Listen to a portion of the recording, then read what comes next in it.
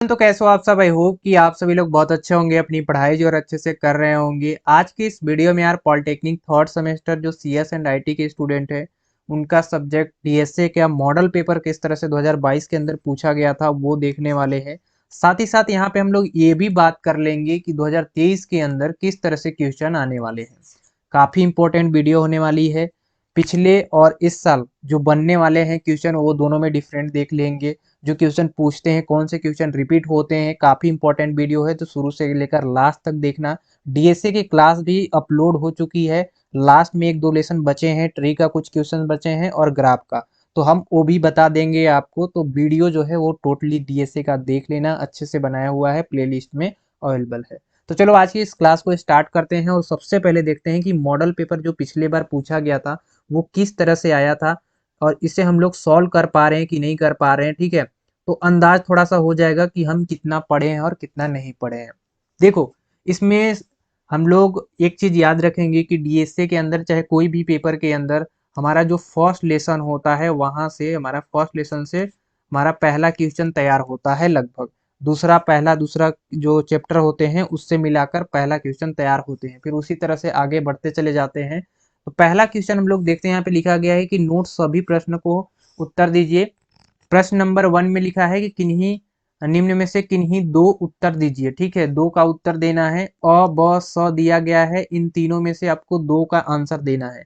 आप अ और ब का दे सकते हो या ब और स का दे सकते हो, आपके ऊपर है। ठीक है, आपको इसके 10 नंबर मिलते हैं, यानी 5 into 2 मतलब 5 नंबर का एक क्वेश्चन रहेगा। दो क्वेश्चन करोगे तो आपको 10 मिलेगा। आपको 10 नंबर लेने के लिए यानी 5 नंबर लेने के लिए 3 से लेके 5 पेज भरने होंगे। ठीक है, तो आप सोच लो कि दो क्वेश्चन अगर करोगे तो कम से कम आपको 10 पेज क्लियर करना पड़ेगा। 10 पेज नहीं तो कम से कम आपको 6 से लेके 7 पेज तो लिखना ही पड़ेगा। आप सोच लो कि कितना लिखना होगा। ठीक है, सबसे पहला क्वेश्चन हम देख रहे हैं कि पहले लेसन से ही पूछा गया है। लेसन नंबर 1 से है, विभिन्न प्रकार के डेटा स्ट्रक्चर का वर्णन कीजिए। हम आपको नोट्स जो है नोट्स के अंदर अच्छे से हमने बनाए हुए हैं। ठीक है, तो आप नोट्स अगर लेना चाहते हो तो इस नंबर पे 9935862087 पे व्हाट्सअप करना। आपको 50 रुपए में सभी सब्जेक्ट के नोट्स मिल जाएंगे। ठीक है, तो आप व्हाट्सअप करके हमसे ले सकते हो। देखो पहला क्वेश्चन में देखो दिया है फर्स्ट लेसन से कि विभिन्न प्रकार के डेटा स्ट्रक्चर का वर्णन कीजिए। डेटा स्ट्रक्चर के अंदर हम टाइप आपको बताए थे कि डेटा स्ट्रक्चर के अंदर क्या क्या हमारे टाइप्स आते हैं। डेटा टाइप ये इसके स्ट्रक्चर के अंदर आ जाएंगे। तो इसमें हमने नॉन प्रिमिटिव और प्रिमिटिव के बारे में बात किया था, primitive and non primitive. Okay, अब प्रिमिटिव के अंदर जो हमारे डेटा टाइप आते थे वो इंट टाइप के आते थे। इंट का मतलब इंटीजर टाइप का, फ्लोट टाइप का। ठीक है, और हमारा करेक्टर टाइप का, बुलियन टाइप का। ठीक है, स्ट्रिंग टाइप का। ये हमारे जो है प्रिमिटिव डेटा टाइप के अंदर आते हैं। अब नॉन प्रिमिटिव डेटा टाइप के अंदर हमने बताए थे, आप सभी को याद होगा कि दो टाइप के डेटा इसमें भी आते हैं, एक लीनियर होते हैं और एक नॉन लीनियर होते हैं। लीनियर के अंदर जो डेटा टाइप आते हैं उसको हम बोलते थे एरे एंड क्यू स्टैक। और जो हमारे नॉन लीनियर डेटा स्ट्रक्चर है जो है उनके अंदर हमारा ट्री आता था और क्या आता था, ग्राफ। Tree and graph.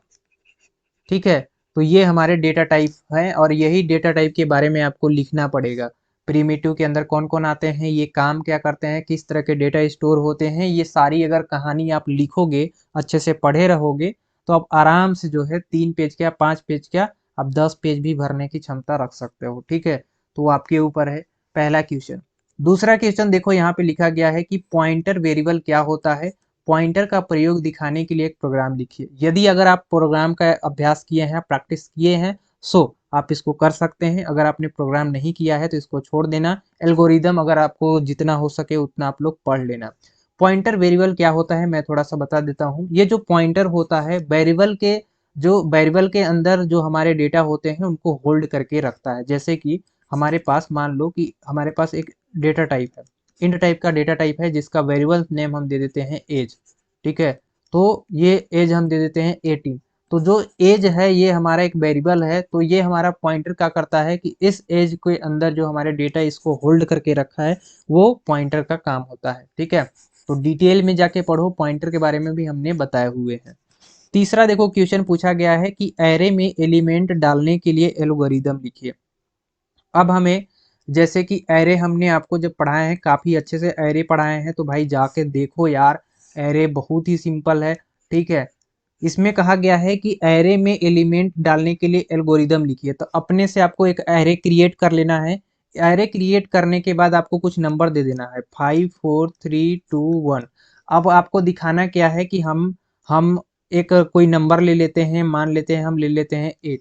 अब इस 8 को हमें क्या करना है कि इसमें हमें क्या करना है, एक एलिमेंट को ऐड करना है। तो एलिमेंट को डालने के लिए हम क्या करेंगे, यहाँ पे इंडेक्सिंग भी हम बताए हैं कि ये 0 से इंडेक्सिंग होता है। 0 1 2 3 4 5 इस तरह से हमारा इंडेक्सिंग होती है। ठीक है, यानी हमारा इसको बोल सकते हैं n-1, यानी जितने भी हमारा नंबर है उसमें एक कम होता है इंडेक्सिंग। इस 8 को हम यहाँ पे अगर डालेंगे तो कैसे, किस तरह से हमारे फिर एक एरे बनेगा। एरे के अंदर हमारे फिर से बॉक्स बनेंगे और हम लास्ट में जो है अपना नंबर यहाँ पे डाल देंगे। जैसे कि यहाँ पे 5 हो गया, 4 हो गया, 3 हो गया, 2 हो गया, 1 हो गया, और लास्ट में इस 8 को हम यहाँ पे इंस्टॉल कर देंगे। अब यहाँ पे जैसे ही हम 8 को यहाँ पे रख दिए, अब ये जो हम प्रक्रिया किए हैं, इसी प्रक्रिया को आपको एक बाई एक स्टेप करके लिखना है। उसी को हम कहते हैं क्या, एल्गोरिदम कहते हैं। सबसे पहले करना पड़ेगा कि हमारा जो स्टैक है वो है खाली। ठीक है, तो स्टैक जब हमारा खाली हो गया तो ये ओवरफ्लो नहीं होगा, तो हमारा नेक्स्ट में जाएगा और हम अपने डेटा को यहाँ पे दिखाएंगे कि n-1 के हिसाब से इसको हमने यहाँ पे इस तरह से भरे हुए हैं। तो एक एक स्टेप हमने बताए हुए हैं, जाओ और वीडियो देखो, अच्छे से समझ में आ जाएगी। तो ये हमारा एरे है। अब हम देखो दूसरा क्वेश्चन चलते हैं आगे, इसको थोड़ा सा मैं इरेज कर लेता हूँ जिससे कि आप लोग को समझने में आसानी हो जाए। ठीक है, अब दूसरा क्वेश्चन हम लोग देखेंगे। हमें देखो यहाँ पे तीनों क्वेश्चन हमने बता दिए। आप लोग को समझ में आ रहा है कि नहीं, ये भी कमेंट करके आप बता सकते हो। निम्न में से किन्हीं दो का उत्तर देना है। यहाँ पे भी देखिए लिंक लिस्ट पूछा है। लिंक लिस्ट के विभिन्न हमारे जो एप्लीकेशंस हैं उनके बारे में बताइए या व्याख्या कीजिए। देखिए लिंक लिस्ट के बारे में पूछा है। लिंक लिस्ट हमने पढ़ाए हैं बहुत अच्छे से, जाकर देखो। लिंक लिस्ट में बहुत अच्छे से हमने बताए हैं आप सभी को। ठीक है, लिंक लिस्ट के बारे में हमने अच्छे से बताए हैं। लिंक लिस्ट देखो हम बना रहे हैं। ठीक है, लिंक लिस्ट में देखो एक पॉइंट करता है। ठीक है, अब जिस साइड हमें पॉइंट करना है यहाँ पे हमारा डेटा रहेगा। ओके, कोई भी यहाँ पे हम डेटा देते चले जाएंगे और इस तरह से हमारा लिंक लिस्ट बनता है। और लास्ट में हमारा जो है, कोई भी यहाँ पे डेटा दे दिए और लास्ट में हमारा ये क्या हो जाता है, नल हो जाता है। ठीक है, तो इसी को पूरा हम लोग कहाँ कहाँ यूज करते हैं वो भी हमने बताए हैं। तो इसको जाकर देखो कि किस तरह से हम लिंक लिस्ट को यूज करते हैं, कहाँ कहाँ पे यूज करते हैं।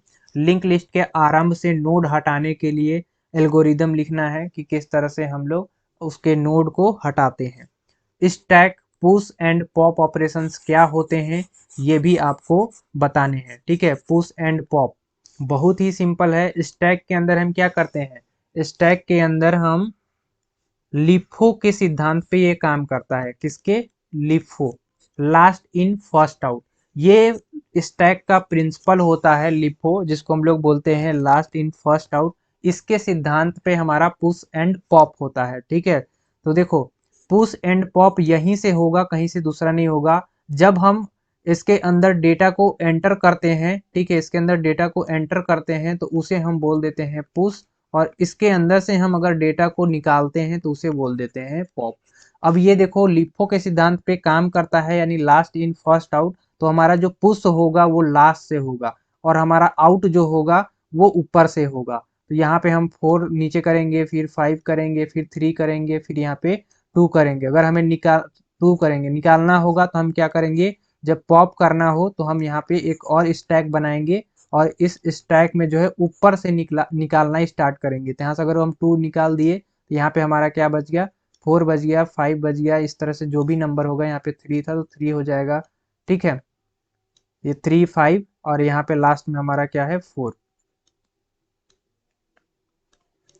तो इस तरह से हम यहाँ पे ऊपर वाला जो नंबर था 2 को हम यहाँ पे डिलीट कर दिए। तो एक एक करके हम यहाँ से डिलीट करेंगे, वो भी ऊपर साइड से। ठीक है, तो ऊपर से अगर हम डेटा को निकाल रहे हैं यानी फर्स्ट आउट कर रहे हैं और नीचे से हम जो है लास्ट इन कर रहे हैं तो हमारा पुश एंड पॉप ऑपरेशंस होता है। अब इसी के बारे में पूरा डिटेल आपको लिखने हैं जो जो हमने बताया। अब देखो तीसरा क्वेश्चन आते हैं, तीनों क्वेश्चन हम बताते चल रहे हैं जो कि तीनों के तीनों हमें आ रहे हैं, अगर आप पढ़े रहोगे तो आपको भी आएंगे, ठीक है। अब देखो तीसरा क्वेश्चन में क्या पूछा गया है कि इनफिनिक्स, पोस्टफिक्स, ठीक है, ये पुलिस नोटेशन पदों की व्याख्या कीजिए। इनफिनिक्स एक्सप्रेशंस ये हम आपको अभी बता नहीं पाए हैं, लेकिन ट्री के अंदर आपको बताएंगे कि क्या होते हैं। इनफिनिक्स एक्सप्रेशंस और पोस्टफिक्स एक्सप्रेशंस कुछ होता नहीं है।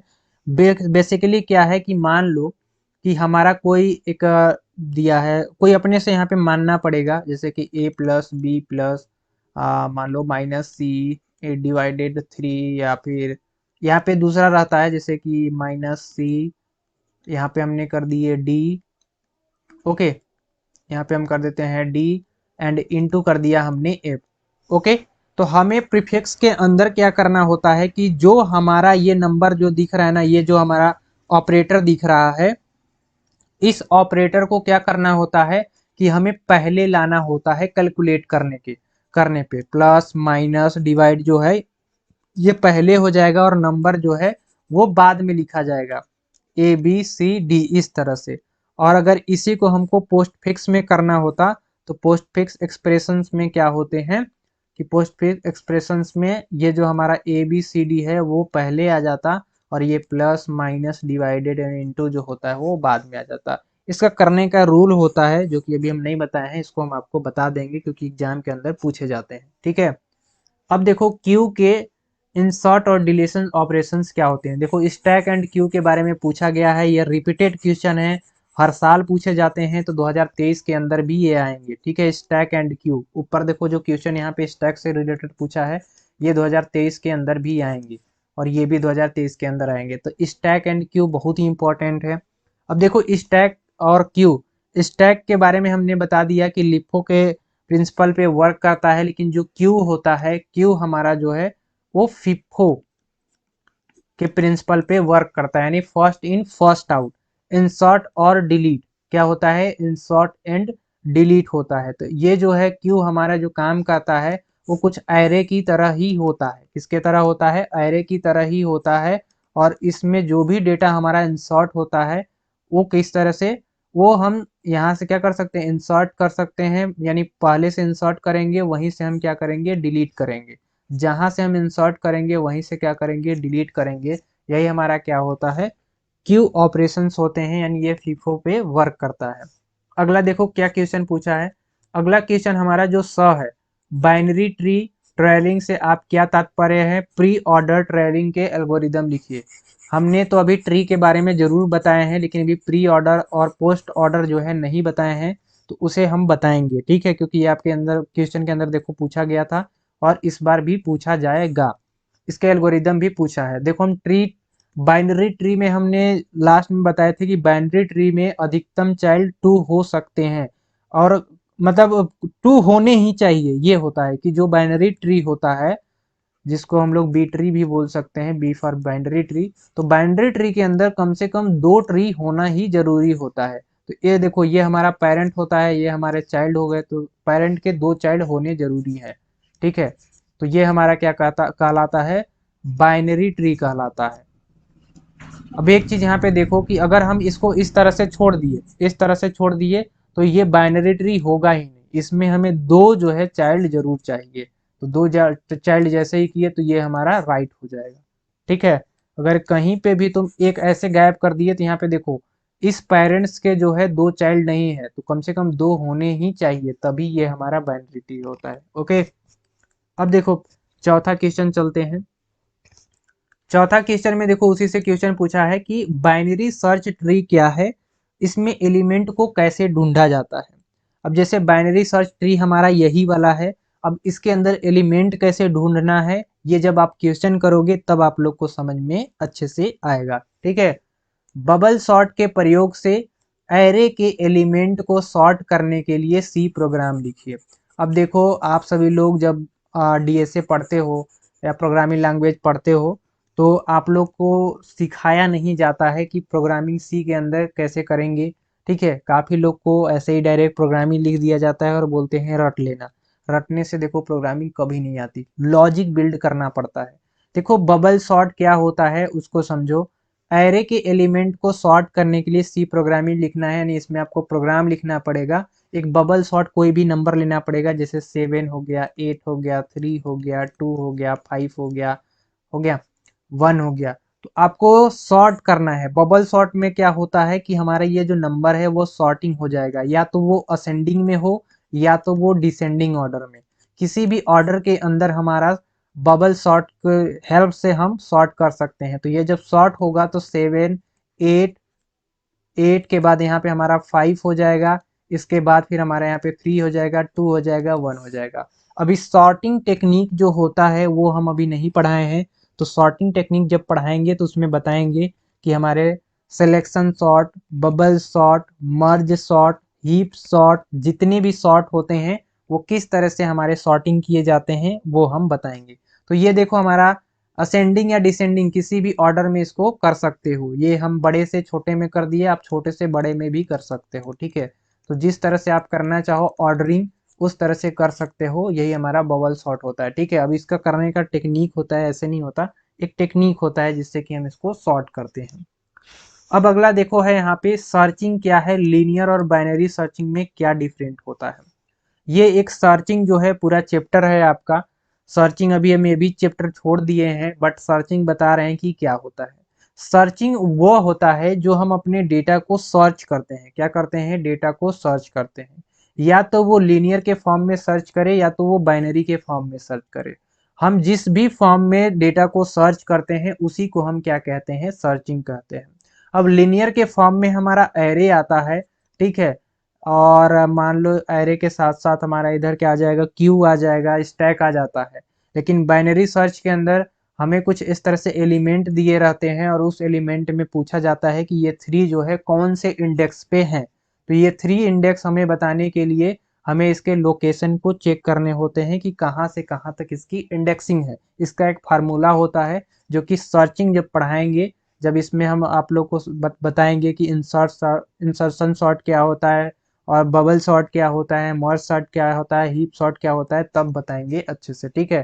तो सभी लोग क्लास लेते रहेंगे, जल्दी ही आपका 1-2 लेक्चर के अंदर आ जाने वाला है। अब देखो पांचवा क्वेश्चन में क्या पूछा है कि निम्न में से किन्हीं दो पर टिप्पणी लिखिए। इसमें भी 2 क्वेश्चन है। एक आपसे पूछा है रिकर्सन, दूसरा ग्राफ और तीसरा देखो डीक्यू, जो कि तीनों क्वेश्चन जो है बहुत ही सिंपल है और ये बहुत ही जो है आता भी है। ग्राफ इस बार पूछा है 2022 के अंदर, तो 100% मान लो कि 2023 के अंदर ट्री पूछेगा। क्या पूछेगा? ट्री पूछेगा, ठीक है। तो ग्राफ और ट्री दोनों तैयार कर लेना। ऐसा नहीं है कि हमने बोल दिया कि भाई 2022 के अंदर आया था तो 23 के अंदर नहीं आएगा, दोबारा रिपीट होगा। क्या होगा? दोबारा भी रिपीट होगा, इधर क्वेश्चन के अंदर भी रिपीट हो सकता है, ठीक है। अब चलो बताते हैं इसको होता क्या है। सबसे पहले हम बात करेंगे रिकर्सन की। किसकी बात करेंगे? रिकर्सन की। जैसे कि हमारे मैथ में रियल लाइफ के अंदर जब हम मैथ पढ़ते थे तो वहां पे हमारा एक फंक्शन होता था एफ एक्स इक्वल टू, क्या करते थे? एक्स स्क्वायर प्लस एक्स, जहाँ पे एक्स इक्वल टू हमें 1 रखना था। तो एफ एक्स का 1 जो है हमारा क्या हो जाएगा? 1 का स्क्वायर, और यहाँ पे 1 हो गया तो ये हो जाएगा 1 प्लस 1 इक्वल टू 2। तो ये जो हमारा फंक्शन यक्स था वो x बराबर 1 रखने पे ये कॉल कर दिया इसको, और जैसे ही कॉल किया तो x का वैल्यू 1 हो गई और ये हमारा आउटपुट आ गया 2। तो रिकर्सन करता क्या है? रिकर्सन की हेल्प से हमारे पास जो बड़े बड़े कोड होते हैं उन सारे कोड को छोटे छोटे फॉर्म में करके हम उनको कॉल करते हैं, और जितनी बार कॉल कराना चाहे उतनी बार हम लोग कॉल करके अपने प्रोग्राम को शॉर्ट करते हैं, छोटा करके उसका आंसर लाते हैं, ठीक है, आउटपुट लाते हैं। तो उसके लिए हम रिकर्सन का यूज करते हैं। अब देखो ग्राफ की अगर हम बात करें तो ग्राफ जो है कुछ इस तरह से होते हैं, ठीक है। अब जो ग्राफ है हमारा वो किसी साइड के अंदर जा सकता है। ग्राफ का हम यूज कब करते हैं? ध्यान दो, ग्राफ का यूज हम कब करते हैं? जब जैसे कि मैप, मैप का नाम सुने हो ना, जो कि हमारा पूरा जहां से आप लोग मैप सर्च करते हो, अगर कहीं जाना हो गया दूर तो कहोगे यार मैप निकालो यार, हम आज सड़क नहीं देखे हैं, जगह नहीं देखे हैं, तो मैप जो है आपको वहां लेकर चला जाता है। तो मैप जो एल्गोरिदम, मैप के अंदर जो एल्गोरिदम लगा हुआ है वो लगा हुआ है ग्राफ से। कहाँ से लगा है? ग्राफ से। तो ग्राफ की हेल्प से जो है मैप जो बना हुआ है, तो ग्राफ हमारा देखो कैसे करता है। ये हमारा मान लो हम है दिल्ली में, कहाँ पे है, दिल्ली में। अब दिल्ली से हमको कहाँ जाना है, गुड़गांव जाना है, कि हमें हरियाणा जाना है, ठीक है, कि हमें उत्तर प्रदेश जाना है, कहाँ पे जाना है, ये हमें डिसाइड करेगा। ठीक है, तो ये जो है, ये हमारा जो है इस तरह से यहाँ पे हमारा ये वर्टेक्स होता है, वी फॉर वर्टेक्स होते हैं। ठीक है, और ये हमारे एजेज होते हैं, वो सारे के सारे हम ग्राफ के अंदर बताएंगे, टेंशन लेने की जरूरत नहीं है। अभी बस इतना समझो कि हमें मैप के अंदर ये ग्राफ को हम यूज करते हैं। ठीक है, तो ग्राफ को हम यहाँ पे डेटा को, वर्टेक्स को जो है कलेक्ट करने के लिए, हमें कहाँ से कहाँ तक जाने हैं, इन सारी चीज़ों के लिए ग्राफ को यूज करते हैं। डी क्यू, डी क्यू को हम लोग क्या बोलते हैं, डबल एंडेड क्यू। क्या बोलते हैं, डबल एंडेड क्यू। तो डबल एंडेड क्यू भी हमने बताए थे लिंक लिस्ट के अंदर ही आते हैं। लिंक लिस्ट के जो हमारे टाइप्स होते हैं उसी के में हम बताए हैं आपको कि डबल एंडेड क्यू भी होते हैं। अब इसको थोड़ा सा मैं बनाता हूँ। ठीक है, डबल एंडेड क्यू में क्या होता है कि हम इसमें जो भी ट्रेवलिंग करते हैं दोनों तरफ से करते हैं। ठीक है, इस तरह से, इस साइड से भी और इस साइड से भी। ओके, तो ये हमारा क्या होता है, डबल एंडेड होता है। ओके, यहाँ हमारा आ जाएगा। तो डी क्यू, डी क्यू के अंदर हमारा जो भी नंबर हो गए, जो भी नंबर हम ट्रेवल्स कराएंगे, वो हमारा इंड नहीं होता है। क्या नहीं होता है, इंड नहीं होता है। इसकी वैल्यू जो है नल नहीं होती, मतलब समाप्त नहीं होता है।